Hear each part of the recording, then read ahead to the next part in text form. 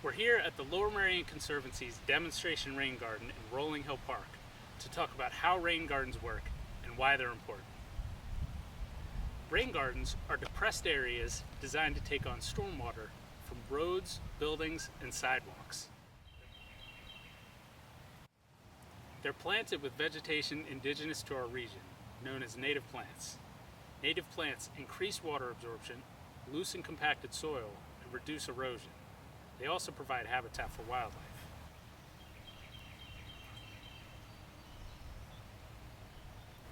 In developed areas, storm sewers transport stormwater from buildings, roads, sidewalks, and lawns directly to streams.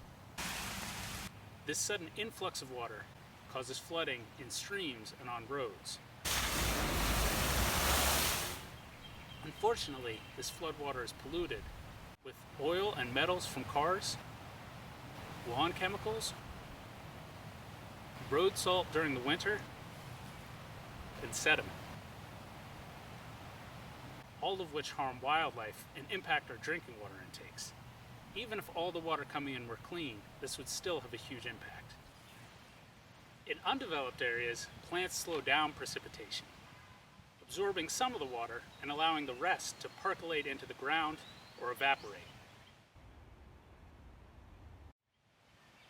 Groundwater takes a much slower path to the stream, so sending more water into the ground would reduce the surges we see. Since we cannot return our area to a natural state, our best options are to preserve the natural areas we still have and to think more holistically when planning residential landscapes. This is where rain gardens come in.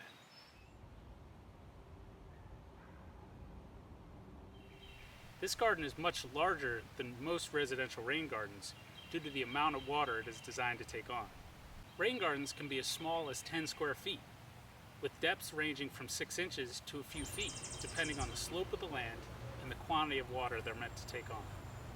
Rain gardens can be homemade and cost as little as under $100, or they can be designed and installed by contractors.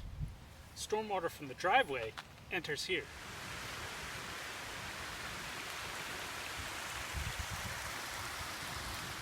Water flows in under the bridge before it splits into the two different sections. Some water goes off to the left,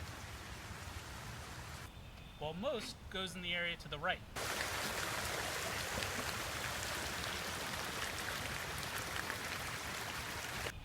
Water flowing to the right goes downslope until it is stopped by the berm at the bottom of the garden. Water then accumulates and slowly seeps into the ground. Once the garden has reached its capacity, extra water flows over the berm and continues downslope. Eroded soil from exposed parking areas and pieces of the driveway itself have filled in the bottom of the rain garden over time, reducing its capacity. Periodic dredging is a part of long-term garden maintenance. The overall footprint of this garden needs to be expanded to handle new rainfall levels. As precipitation rates continue to increase, all rain gardens, from the contractor designed to the homemade, will require general maintenance and tweaks. Rain gardens do not need to hold all the water they take on to contribute, however. Most pollutants are swept up within the first inch of any storm, so designing a garden to capture all storms 1 inch or less is a reasonable goal. To learn more about rain gardens, visit the Rain Garden Story Map on our website. If you're interested in reducing your impact on our waterways, contact us to schedule a free Stream Smart house call. During house calls, we look at where stormwater runs off your property to assess what actions you can take.